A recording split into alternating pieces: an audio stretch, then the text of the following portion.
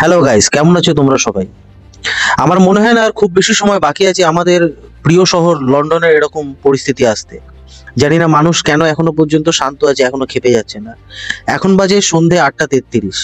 আমি অফিস থেকে বেরিয়েছি 6:50-এ, আর এখনো পর্যন্ত মাত্র এসে পৌঁছেছি আমি 14 থেকে 15 কিলোমিটার ডিস্টেন্সে। এখনো পর্যন্ত আমার বাকি রয়েছে আরো 14 কিলোমিটার ডিস্টেন্স যাওয়ার।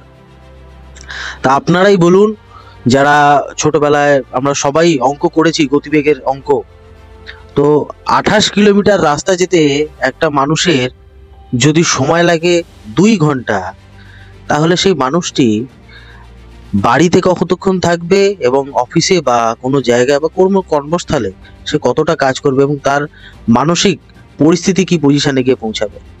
এই পরিস্থিতির জন্য আর কিছুই না, শুধুমাত্র রাস্তাটা দায়ী। গোটা শহর জুড়ে রাস্তার এত ভালো কন্ডিশন, এত ঝাঁ চকচকে কন্ডিশন, যে আপনার ট্রাফিক এত বেড়ে গেছে যে আপনি এই সময়টার বেশি কম সময় আপনি কোনো জায়গায় পৌঁছাতেই পারবেন না, একটা মাত্র রাস্তা ছাড়া, যেটা ইএম বাইপাস বা বাইপাস কানেক্টর রোড যেটা আছে সেটা। এটা নিয়ে গভর্নমেন্টের কোনো মাথা ব্যথা নেই।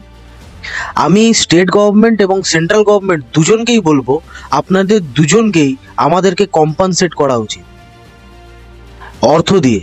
আপনাদের এই রোড কন্ডিশনের জন্য আমাদের ভেহিকেলগুলোর যা কন্ডিশন হচ্ছে, যে বারবার সার্ভিস রিকোয়ারমেন্ট আসছে, তার জন্য কম্পেনসেট, এবং আপনাদের এই রোড কন্ডিশনের জন্য আমাদের যে সময় অতিরিক্ত লাগছে তার জন্য কম্পেনসেট।